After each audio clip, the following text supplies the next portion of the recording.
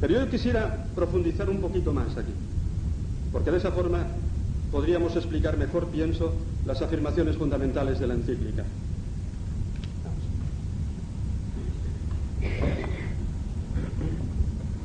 Mirad, todos hablamos de persona humana, ¿no?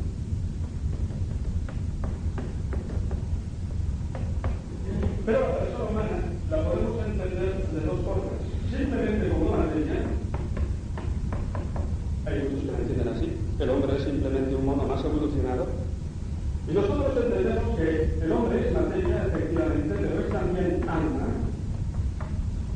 Y atención, esto no lo dice la encíclica, pero lo dice claramente el catecismo, ese alma no puede provenir de nuestros padres, de la generación.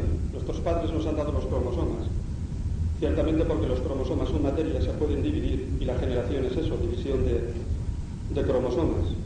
Pero hay algo en nosotros, que es el alma espiritual e inmortal, que por ser precisamente espiritual no tiene partes extensas en el espacio y no se puede generar, no se puede dividir, no proviene por lo tanto de nuestros padres. Lo dice Santo Tomás claramente en la Suma Teológica: el alma es espiritual y por ello mismo indivisible, y por ser indivisible no se puede generar. De ahí que dice, es herético afirmar que el alma se transmite con la generación, con el semen.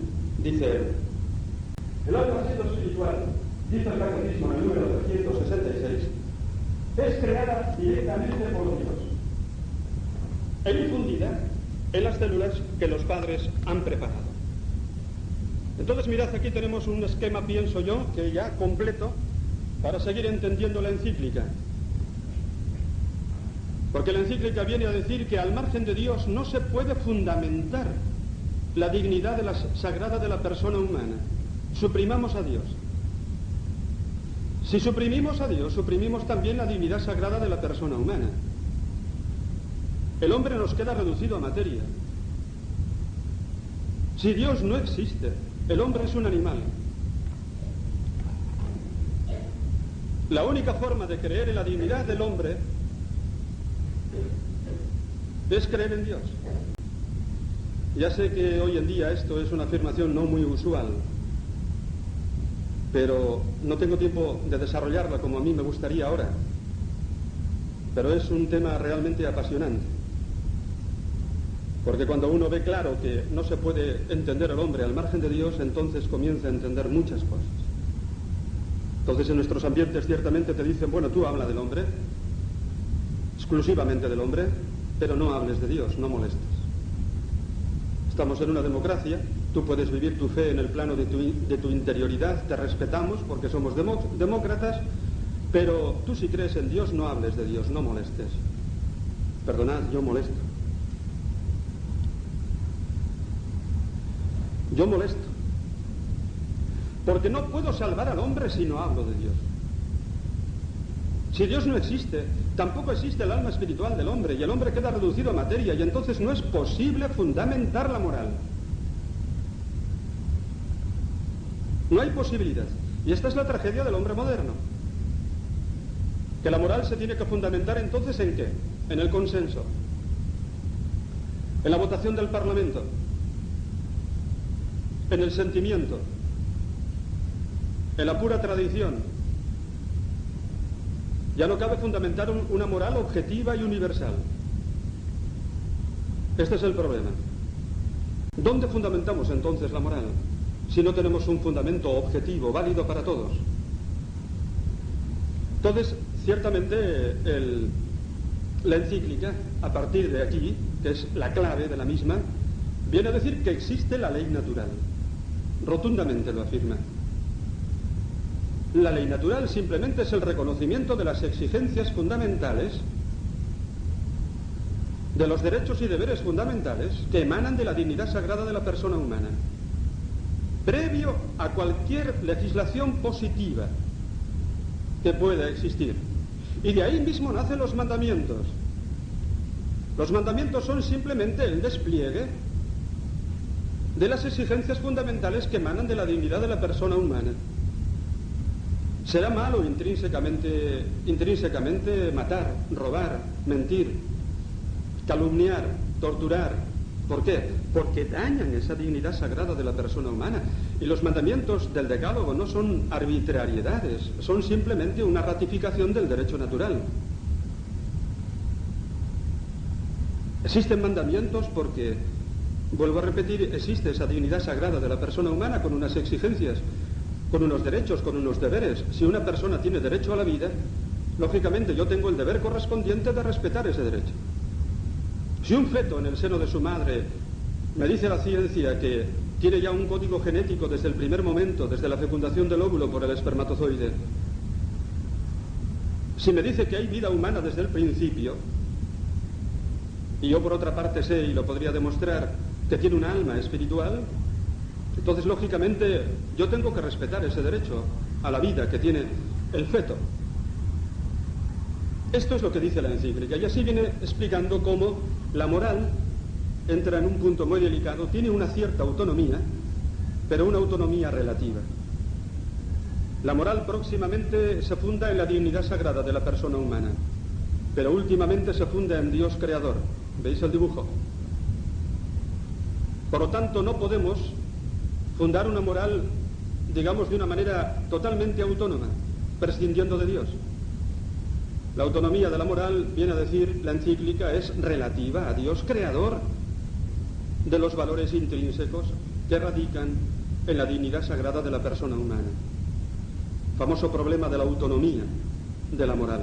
Lo resuelve así la encíclica, creo que magistralmente. Y entonces viene a decir cómo la ley natural es una participación en la ley divina. Ley divina es el designio de Dios con el que gobierna todas las cosas. Entonces, indudablemente, ese designio ha quedado, por lo que respecta al hombre, grabado en las exigencias fundamentales que emanan de la dignidad personal. Por lo tanto, la ley natural es una participación de la ley divina. Esto es lo que viene a decir la encíclica. Con esto, la encíclica ha distinguido que existe un bien moral y un mal moral objetivamente. El gran valor de la encíclica es que ha distinguido el bien del mal. Parece elemental, ¿verdad? Pues esta es la cuestión de la moral. Si el bien y el mal existen ya objetivamente, y hay actos que por sí mismos son intrínsecamente buenos o malos, o simplemente la moralidad depende de la intención del sujeto, de la actitud del sujeto. Y lógicamente hay moralistas en el seno mismo de la Iglesia Católica que pretenden fundamentar todo desde la intención del sujeto. Claro, la encíclica ha venido a decir que la intención es necesaria. Sin una buena intención no hay un acto moral bueno, pero la intención no justifica los medios intrínsecamente malos. Hay actos que por sí mismos son intrínsecamente buenos o malos, y un acto que sea en sí mismo intrínsecamente malo no queda justificado por una intención buena. Y el drama de nuestra sociedad liberal es que ciertamente ha perdido ya la distinción objetiva del bien y del mal. Entonces todo se quiere justificar ya simplemente por la intención. Ciertamente, existe, por lo tanto, el bien y el mal moral. Se plantea aquí, no entra la encíclica en ello, el problema del mal menor. No es así, bueno, y entonces no podemos hacer nunca una cosa que sea un mal, pero que es menor, para hacer un bien mayor. No entra en este tema la encíclica, pero lo podríamos completar con la doctrina misma del catecismo y de la Iglesia, diciendo que el mal menor, la comisión del mal menor es lícita cuando, en primer lugar, la acción que tú haces es en sí misma buena, intrínsecamente buena. Y esa acción tiene dos efectos, uno bueno y otro malo.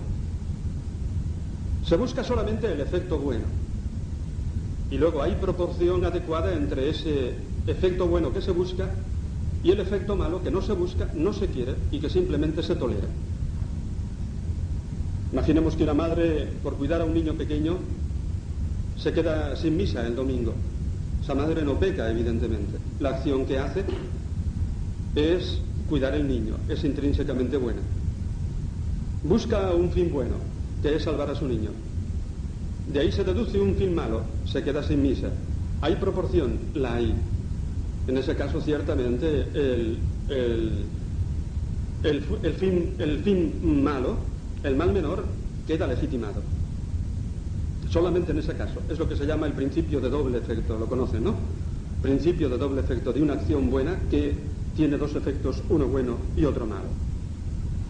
Pero es que en estas corrientes subjetivistas este principio del doble efecto ha sido destruido. Eliminan la condición de que la acción sea intrínsecamente buena y simplemente se basan en la proporción entre el fin bueno y el efecto malo. Es lo que la encíclica conoce con el nombre de proporcionalismo moral o consecuencialismo moral. Hay teólogos que dicen, bueno, prescindamos de que la acción en sí sea buena o mala. Veamos simplemente las consecuencias y veamos si hay proporción entre las consecuencias positivas y las consecuencias negativas. Una mujer va a abortar. Bien, prescindimos de si eso es intrínsecamente bueno o malo. Ahora simplemente nos damos cuenta de que esta mujer efectivamente tiene un fin bueno, que es sacar adelante su familia, y tiene un fin malo, que es que no va a tener un hijo más, pero hay proporción. Cuando se elimina la condición de que la acción sea intrínsecamente buena y uno se fija simplemente en la proporción entre el fin bueno y el malo, o la proporción entre las consecuencias, estamos ya en el consecuencialismo moral o en el proporcionalismo moral que la encíclica rechaza. La primera condición es que nuestra acción sea intrínsecamente buena. Entonces ya podemos hablar de proporción entre el fin bueno y el fin malo.